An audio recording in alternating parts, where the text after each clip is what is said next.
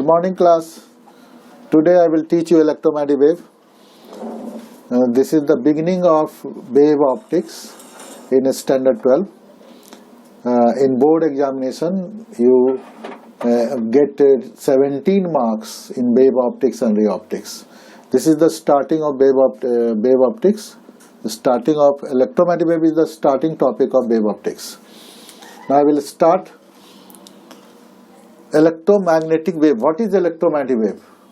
When electric field and crossed electric field magnetic field, that means both must be parallel to each other, perpendicular to each other. When crossed electric field and magnetic field superimpose each other in such a way, its propagation is just perpendicular to the direction of electric field and magnetic field is called electromagnetic wave. अगर आप इसको नहीं लिख सकते हैं तो इस तरह से भी बोल सकते हैं accelerating charge particle produces electromagnetic wave. इतना लिखने के बाद भी कोई नंबर दे ही देता है. तो इसका डिफाइन कर सकते हैं when crossed electric field and magnetic field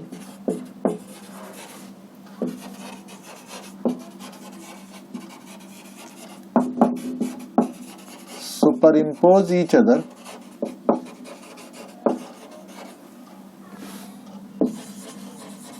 in such a way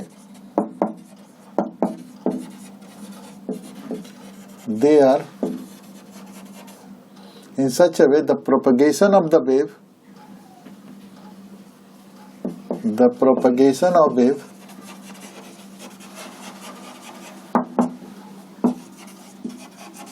is perpendicular to the both electric field and magnetic field, and magnetic field is called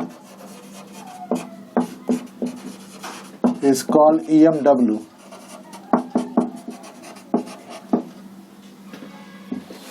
अगर ये इलेक्ट्रिक फील्ड है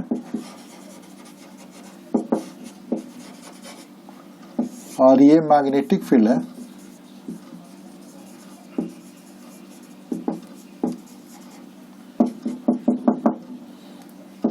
एक्स एक्सिस वाई एक्सिस में, तो ये propagation जो होगा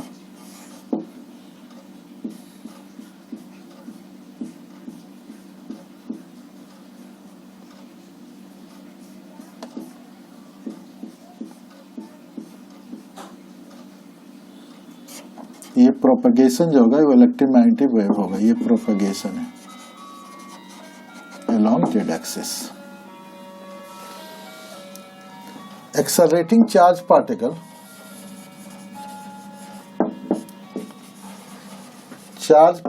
will also develop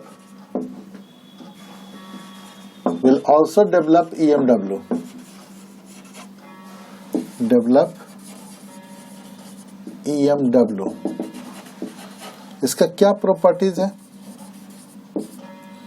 properties of EMW. First, it is transverse in nature.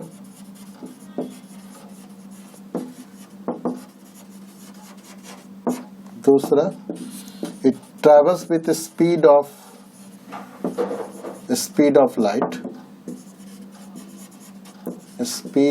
light.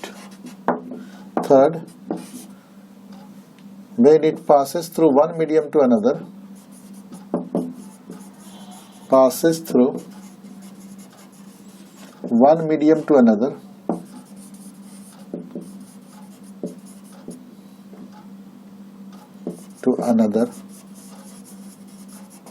its frequency will remain same.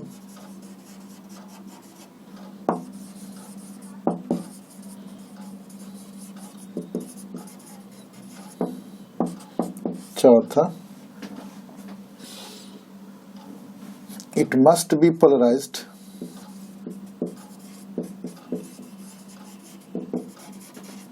पांचवा, during propagation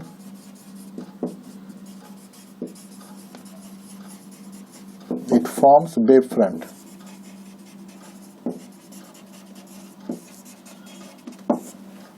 Okay. When crossed electric field and magnetic field superimpose each other in such a way, the propagation of the wave is perpendicular to the both electric field and magnetic field is called EMW, electromagnetic wave. Accelerating charge particle will also develop EMW. इसका कुछ properties है.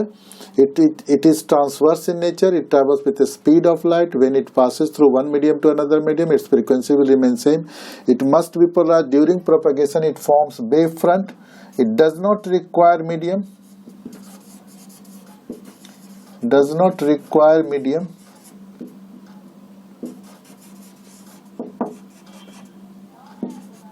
It forms trough and crest during propagation. इसमें एक नया term आया wave front. What is wave front? Wave front किसको कहते हैं?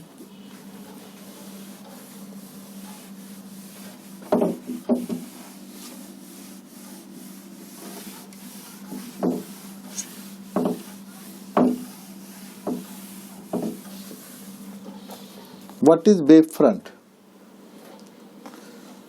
Locus of all such particles. जैसे हम हैं मानते सोर्स हैं, हमारे चारों तरफ 4, 5, 10 लड़का खड़ा है, इक्वल फोर्स सब पर लगा है, तो 1 सेकेंड के बाद जो डिस्टेंस ट्रेवल करेगा सब चारों तरफ, तो उसका जो लोकस होगा that is called wavefront of my propagation, my force propagation, my energy propagation. You can say in similar fashion when light is developed by a source, it covers some distance in t second. So in t second, if they cover some distance and we find out the locus of these points after t second, then this locus is called the wavefront. And इसको हम define कर सकते हैं locus of all such points. Locus of all such points which are vibrating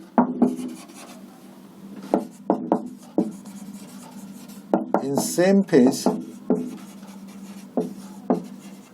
from point source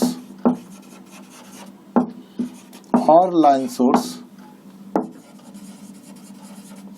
is called wavefront. जितने भी point है जो एक ही सेम फेज में वाइब्रेट करता है उसको पॉइंट सोर्स और लाइन सोर्स है उसको वेवफ्रंट कहता है. इसका मतलब there are 3 type of wavefront. That is there are 3 types of wavefront.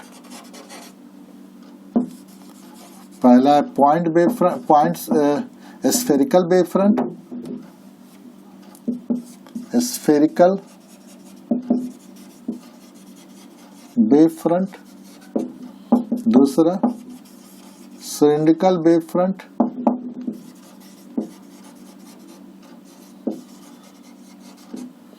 तीसरा प्लेन वेवफ्रंट. तो मानते हैं पॉइंट सोर्स है, इस तरह से टी सेकंड में इधर गया, ऐसे प्रोपेगेट किया चारों डायरेक्शन में, ऊपर भी जा रहा नीचे भी जा रहा, लेकिन हम उसको बना नहीं सकते हैं एक प्लेन पेपर में.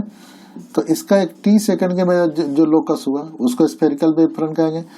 अगला टी सेकंड में दूसरा स्फेरिकल वेवफ्रंट है, तो एक प्राइमरी है दूसरा सेकेंडरी. इस तरह से अगर लाइन सोर्स है तो ये पॉइंट चारों तरफ जाएगा इस तरह से, ये पॉइंट दूसरा जाएगा, तीसरा पॉइंट जाएगा, लाइट इस तरह से ट्रेवल करेगा, तो इसका एक वेवफ्रंट आएगा. इस तरह को सिलिंड्रिकल कहते हैं. और इसका एक छोटा सा सेक्शन लिया जाए या इन्फिनिटी पर जाए, जैसे अर्थ है, अर्थ का सेंटर से सरफेस जो है स्फेरिकल है, लेकिन हम उसको जब देखते हैं तो लगता है कि प्लेन है, तो ऐसे वो कहा जाता है. मानते ये प्लेन वेवफ्रंट मिला हमको, इस तरह से प्रोपेगेशन हो रहा है. तो 3 तरह का वेवफ्रंट होता है. ऊपर वाले को कहा जाता है प्लेन वेवफ्रंट, ये spherical, this is called cylindrical, this one is called plane wavefront. Or lie on the outer surface of a sphere, then spherical. Lie on the outer surface of the cylinder, then cylindrical. Lie on when the plane, when the section is at infinite distance from point source or line source, then it is called plane wave. It appears just like plane, so it called plane wavefront. तो इसका properties क्या है? What is properties of wavefront? Properties of wavefront बहुत important है. इसका properties पहला properties है कि अगर कोई वेव फ्रंट हम रख लें इस तरह से रखते हैं तो there is no electric field and magnetic field in front of the wave front. पहला, there is no electric field and magnetic field in front of the wave front. Wave front के सामने जब तक प्रोपेगेट वहां तक पहुंचा नहीं है, वहां तक में अगर इलेक्ट्रिक फील्ड और मैग्नेटिक फील्ड नहीं होगा। दूसरा, it travels with speed of the wave, travel with speed of wave, wave के स्पीड से ट्रेवल करता है। तीसरा जो मोस्ट इंपॉर्टेंट है, तीसरा one, wave front is perpendicular to the wave, wave front is perpendicular to the wave. चौथा important है, there is no, the electric field will be non zero behind the wave front. E and B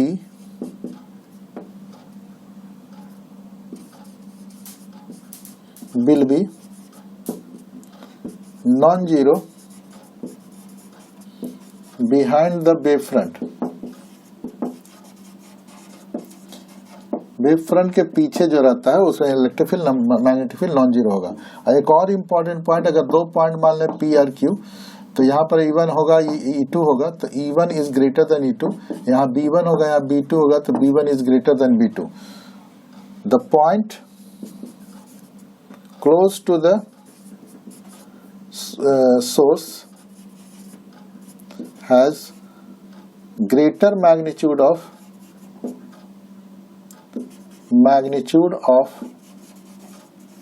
E and B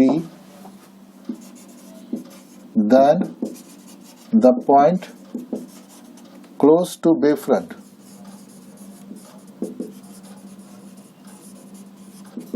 ये points है। What is wavefront? Locus of all such points which are vibrating in same phase from the point source or line source is called wavefront। तो हम कह सकते हैं, then we can say there are three types of wavefront। First spherical wavefront, दूसरा cylindrical wavefront और तीसरा plane wavefront। Then what we can define, what is, anybody can ask you what is a spherical wavefront, then you can define what locus of all such points which are vibrating in same phase from the point source से equal distance पर अगर जो vibrate करता है in such a way it lie on the outer surface of the sphere, then it is called spherical।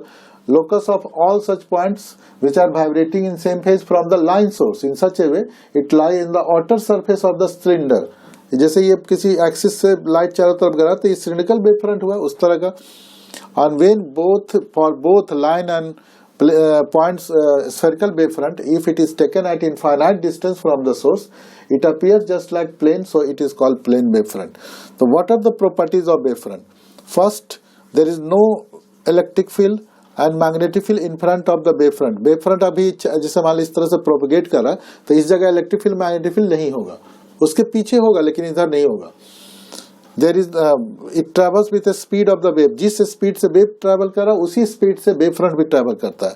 Wave front is perpendicular to the wave, wave का perpendicular, अगर हम light से चलेंगे तो लाइट अगर इस तरह से प्रोपगेट करो तो ये वेव फ्रंट होगा, दोनों के बीच 90 डिग्री बनेगा। E and B will be non-zero behind the wavefront।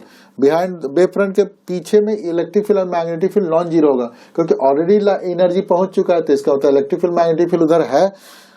And the point which is close to the source of greater magnitude, source मानते हैं यहाँ पर, तो यहाँ पर इलेक्ट्रिक फील्ड मैग्नेटिक फील्ड ज्यादा होगा compare to the point which is close to the wavefront. जो वेवफ्रंट के नजदीक होगा उसका वेवफ्रंट उसका एनर्जी कम होगा। स्क्रीनशॉट ले लीजिए। इसको बताने वाला पहला कौन था? इसको सबसे पहले बताने वाला थे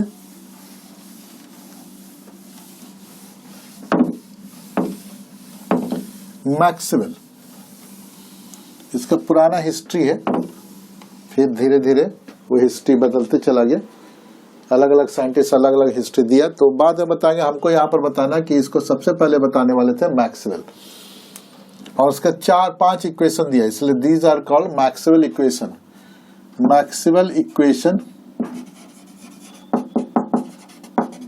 फॉर वेवफ्रंट। वेवफ्रंट के लिए क्या मैक्सवेल इक्वेशन दिया? पहला दिया B E dot D L is equal to d phi B by D T, इसको कहा जाता है फैराडे फ्लक्स रूल। दूसरा है E dot D S is equal to होगा Q net by epsilon naught, Gauss theorem of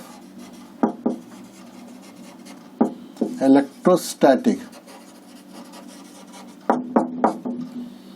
तीसरा है B dot D L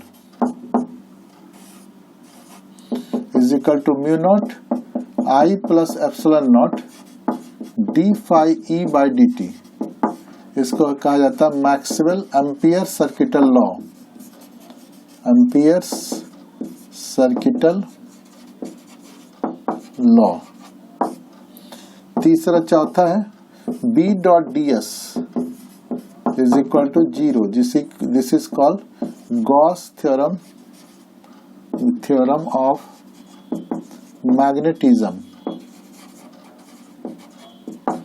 चौथा पांचवा F is equal to q E vector plus V cross B, this is called Lorentz force. ये 5 equation दिया Maxwell. जहां तक हम पहले चैप्टर में पढ़ चुके हैं, E dot D l d phi d t Faraday flux rule में पढ़े, सही है। E dot D s q naught by epsilon naught electrostatic Gauss theorem में हम पढ़े, ये भी सही लग रहा है। B dot D s 0 Gauss theorem magnetism, ये भी पढ़े, सही लग रहा है। F is equal to E q electric field में पढ़े, F is equal to q V cross B magnetic field में पढ़े हमने। दो तरह का इलेक्ट्रिक फील्ड फोर्स और मैग्नेटिक फोर्स का सम जो होता है लॉरेंज फोर्स होता है, तो लॉरेंज फोर्स ये भी हम पढ़े, इलेक्ट्रोस्टैटिक में पढ़े, ये मैग्नेटिज्म में पढ़े। वन थिंग जो कि B dot D L is equal to mu naught I पढ़े, जो एम्पियर सर्किटल लॉ बताया, और ये बताया कि नहीं mu naught I plus epsilon naught D phi by D t हुआ, तो ये मॉडिफिकेशन हुआ एम्पियर सर्किटल लॉ का, तो उसी को एक्सप्लेन यहाँ करेंगे। Concept of displacement current, concept of displacement current, कोई पूछ सकता है what is displacement current? The time rate of change of, time rate of change of electric flux is directly proportional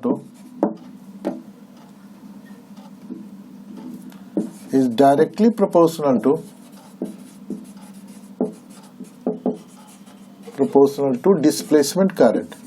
वो displacement current का directly proportional होता है, ID is directly proportional to d phi e by dt और epsilon naught d phi e by dt, this is ID is equal to, ये displacement current हुआ।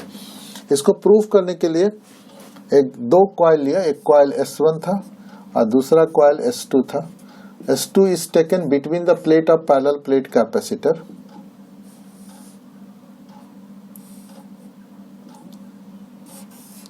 which is attached with the battery, tapping key and bulb।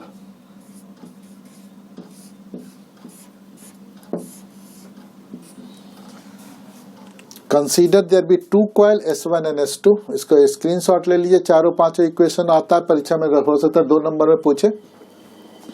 और ये displacement current तो इस बार board से हटा दिया है, लेकिन फिर भी नॉलेज आपको रखना है, इसके लिए इसलिए प्रूफ कर रहे हैं। इस बार बोर्ड में हटा है इस टॉपिक को, ऐसा नहीं कर सकते कि हमेशा के लिए हट ही जाएगा ये। इस पर हो सकता है क्वेश्चन और किसी कंपटीशन में पूछ सकता है, खाली एनटीए पूछ सकता है कि क्या होगा, पूछने के लिए तो कुछ भी पूछ सकता है। तो consider there be two coil, consider there be two coils S1 and S2, one between the S2 between the parallel plate capacitor, S2 between the parallel plate capacitor, while S1 is outside. They are attached with battery, tapping key, bulb। When key is tapped, key को अगर हम tap कर देंगे, bulb start to glow, bulb starts to glow, जलने लग जाएगा। तो from Ampere circuital law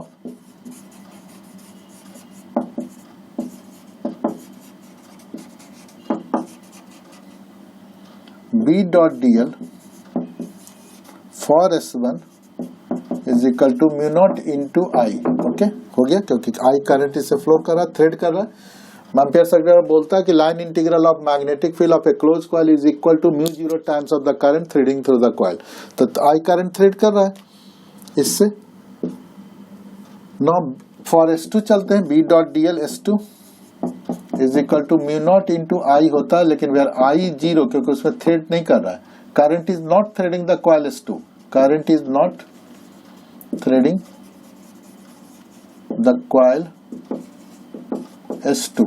तो कितना हो जाएगा, म्यू जीरो इंटू जीरो बराबर जीरो। तो कंट्रोवर्सी अराइज हो गया, बोल रहा है कि करंट थ्रेड नहीं कर रहा है, करंट फ्लो नहीं कर रहा है बीच में। Then how the bulb is glowing, this is the controversy raised in front of the scientist. So this is modified by, इसको स्क्रीनशॉट ले लीजिए।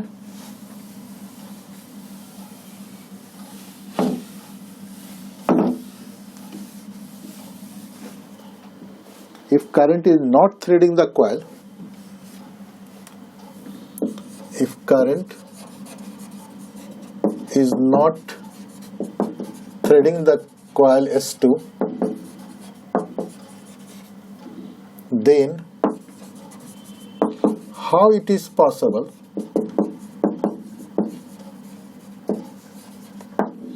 कैसे पॉसिबल है द बल्ब इज ग्लोइंग।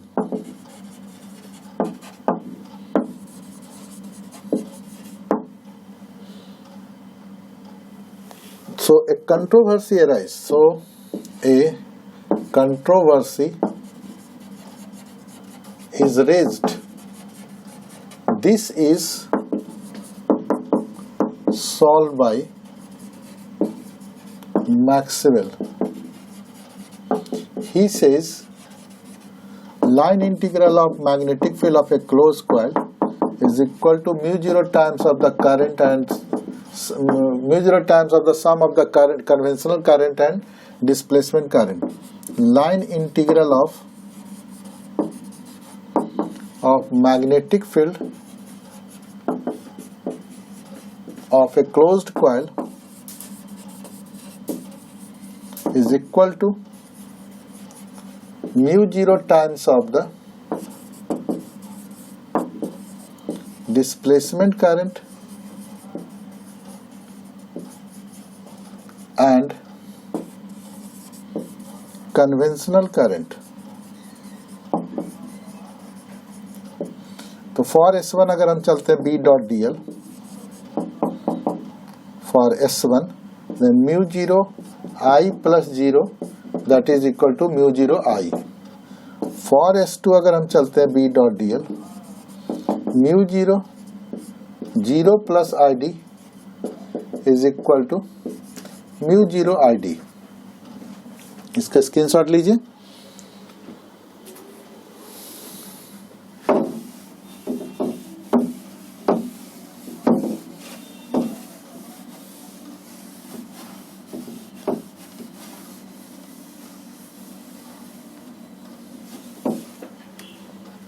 हो गया। जब इसके आईडी चलेंगे, फिर B dot dl S2 mu zero ID, लेकिन अभी ID का फॉर्मूला निकालें, epsilon naught D phi E by D T, और mu zero epsilon naught D by D T, phi is equal to होगा Q by epsilon naught, phi E बराबर होता है Q by epsilon naught from Gauss theorem. तो epsilon naught बाहर निकालते हैं, mu zero epsilon naught by epsilon naught D Q by D T, epsilon naught cut गया, mu naught D Q by D T बराबर आई। So B dot dl S1 is equal to B dot dl S2 is equal to mu naught I.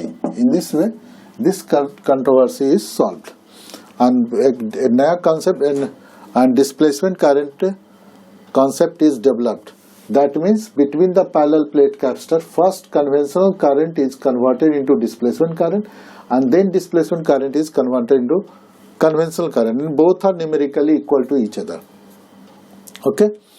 Now, this by this theory we can prove that electromagnetic wave is transverse in nature. Prove that EMW is transverse in nature.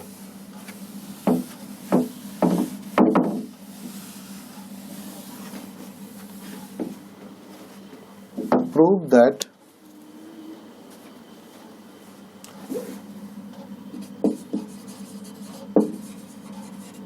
EMW is transverse in nature.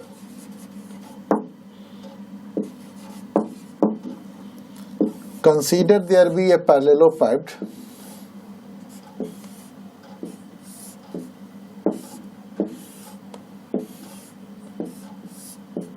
of length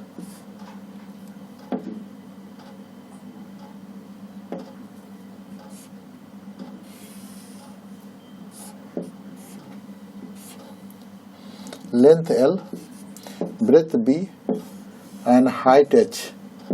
At an instant of time, a wavefront touches the face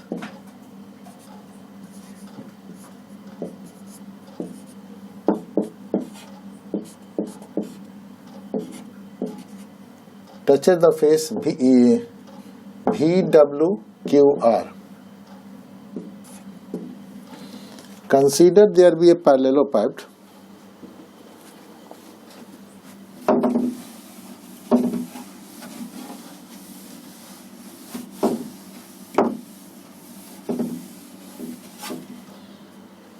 Consider there be a parallelopiped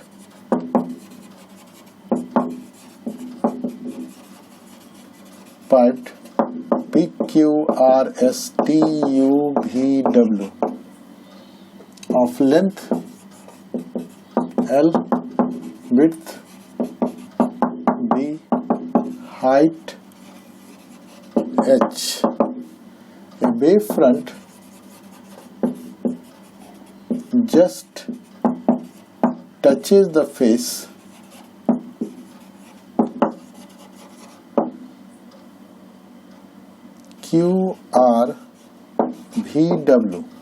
QRVW touches the face at an instant of time.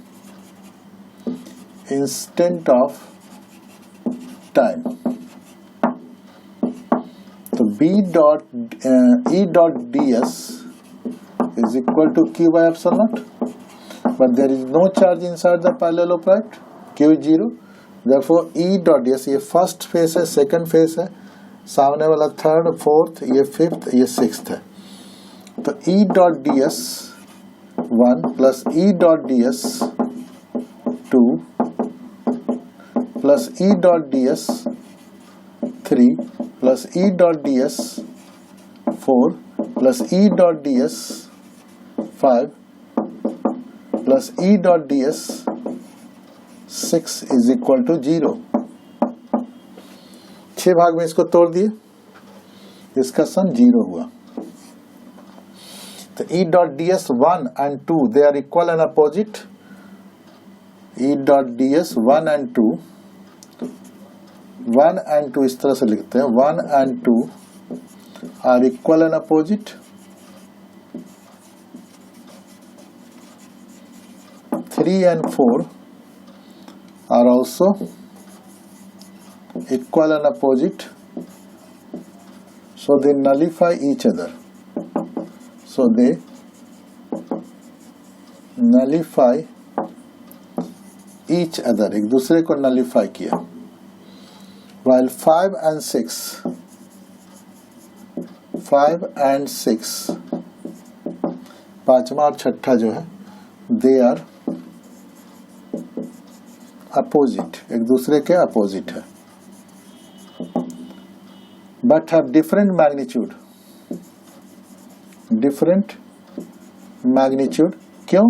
क्योंकि अभी हम properties में पढ़ा है कि जो point wave front के नजदीक रहता है उसका मैग्नीट्यूड कम होता है कंपेयर टू जो दूर होता है। जो सोर्स इधर से आ रहा है, प्रोपेगेशन इस डायरेक्शन में हो रहा है, इसका प्रोपेगेशन का ही डायरेक्शन है, एरिया वेक्टर का ही डायरेक्शन है, इसका प्रोपेगेशन का ही डायरेक्शन, एरिया वेक्टर का ये डायरेक्शन है।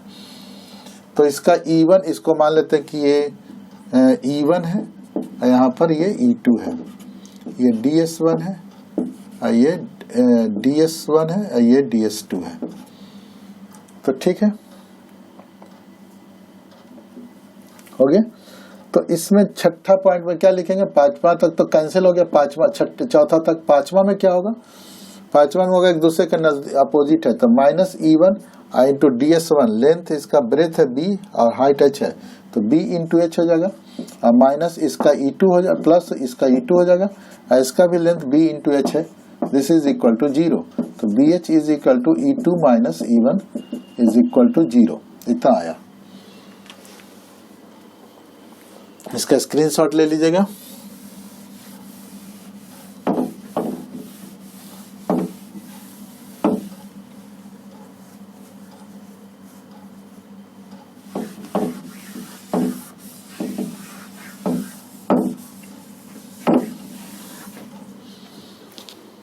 इसका स्क्रीनशॉट लीजिएगा।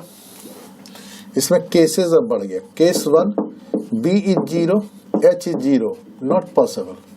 ऑलरेडी पैरेलल पाइप था, तो फिर 0 कैसे हो सकता है? Case 2, E2 minus E1 is equal to 0, that is E2 is equal to E1, दोनों का इलेक्ट्रिक फील्ड सेम हो जाएगा। थर्ड केस नॉट पॉसिबल, ये भी नॉट पॉसिबल है। क्यों? क्योंकि दोनों जगह इलेक्ट्रिक फील्ड, सन के पास भी वही इंटेंसिटी होगा जो हमारे तक लाइट आ रहा है, जो जुपिटर तक लाइट जाएगा, जो सैटर्न तक जाएगा, जो उससे भी बियॉन्ड प्लूटो, उससे बियॉन्ड भी जाएगा, तो ओट में जाएगा, जैसा भी जाएगा, नहीं दूर से। तो फिर किसी भी स्टार का हमारे पास लाइट वही होता तो स्टार के पास होता, मतलब घटते जाता ही है। तो ये दोनों इक्वल हो गए, पॉसिबल नहीं है, नॉट पॉसिबल, नॉट पॉसिबल। तो केस 3 क्या हो जाएगा?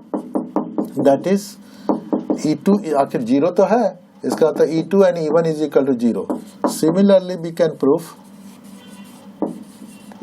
Prove B2 is 0 and B1 is 0. This proves that EMW is transverse in nature. Exam में आएगा तो इस तरह से प्रूफ कर सकते हैं। एक और टॉपिक है जहां पर प्रूफ कर सकते हैं, लेकिन वो चैप्टर इस साल हटा दिया है, तो ये तो पढ़ना है इस जगह, इसलिए इसको आप पढ़िएगा ठीक से। अब इससे के आगे बढ़ते हैं। इससे आगे क्या है?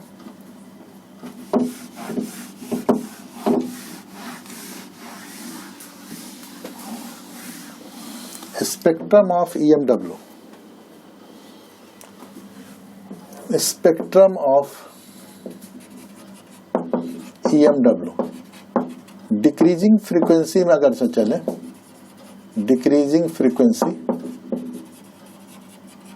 तो पहला सबसे ज्यादा है गामा रेज का,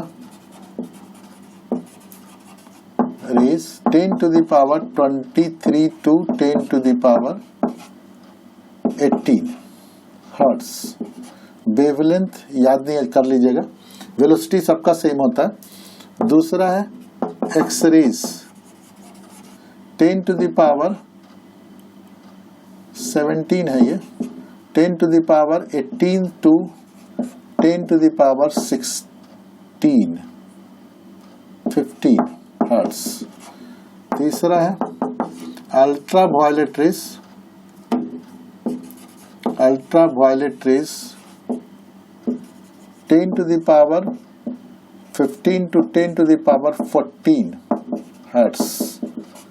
फिफ्थ है visible 10 to the power 14 to 10 to the power 14 hertz। Fifth है infrared rays 10 to the power 14 to 10 to the power 11 hertz। Sixth है micro wave 10 to the power 12 to 10 to the power 8 hertz. उसके बाद है radio wave 10 to the power 9 to 10 to the power 6 hertz. इस तरह से आप 5 भी कहीं कहीं देखा गया हर्ट्स, ये फ्रीक्वेंसी है, इसलिए इसको याद रख लेगा। ये अप्रोक्स होता है। इस प्रत्येक का यूजेस क्या है, परीक्षा में पूछता है यूजेस, उल्टा करके भी पूछ देता है, यूजेस दे देता है, बोलता है कौन रेज है, फ्रीक्वेंसी दे देता है, बोलता है कौन रेज को ये वेरी कर रहा है। तो गामा रेज का क्या यूज हो सकता है? पहला यूज हो सकता है कि रेडिएशन ओवर यूजेस, अगर हम पूछे इसे तो radiation over cancer cell, over cancer cell. दूसरा प्रिजर्वेशन ऑफ फूड स्टफ को प्रिजर्व करने में काम आता है, पहला का, फर्स्ट का। सेकंड का पहला क्या है? एक्सरेज का, मेडिकल सर्जिकल डिपार्टमेंट।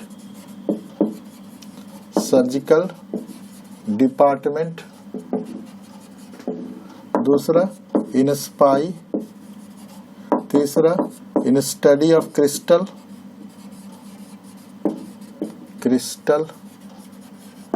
के स्टडी में काम आता है। Metal detector. तीसरा है विजिबल, तीसरा अल्ट्रावायलेट है, purification of water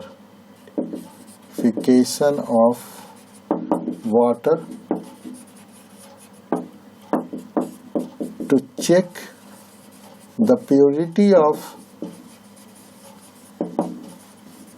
gem,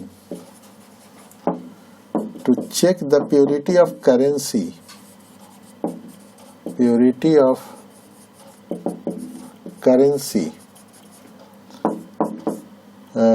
LASIK eye surgery,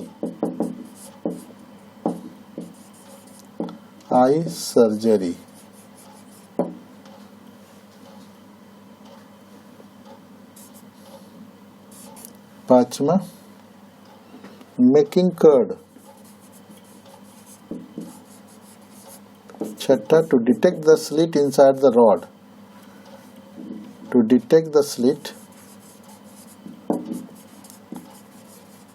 in the rod। चौथा हो गया, तीसरा। चौथा है विजुअल रे।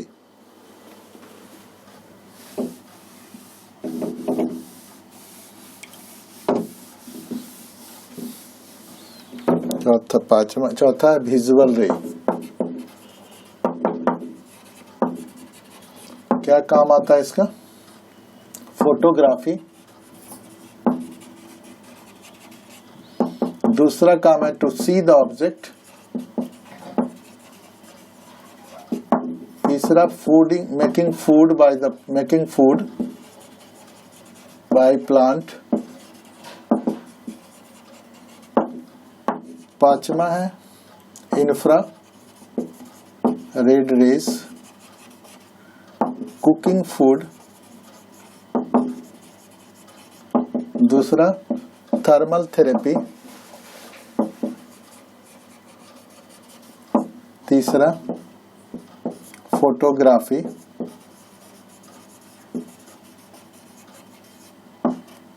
चौथा making map.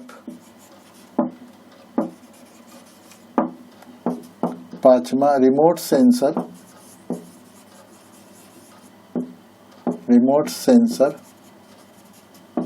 To detect pollution.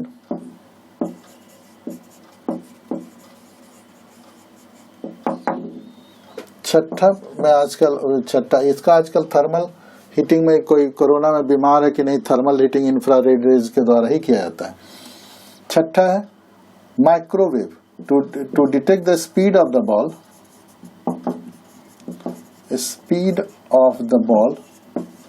Ball का क्या स्पीड होगा, इसको डिटेक्ट करने में।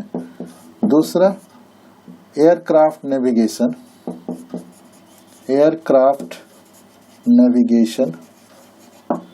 तीसरा कुकिंग फूड, सातवां radio wave, radio in radio communication,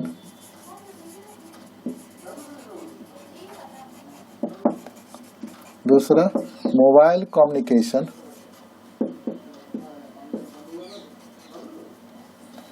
mobile communication, तीसरा टेलीविजन कम्युनिकेशन, टेलीविजन ब्रॉडकास्टिंग,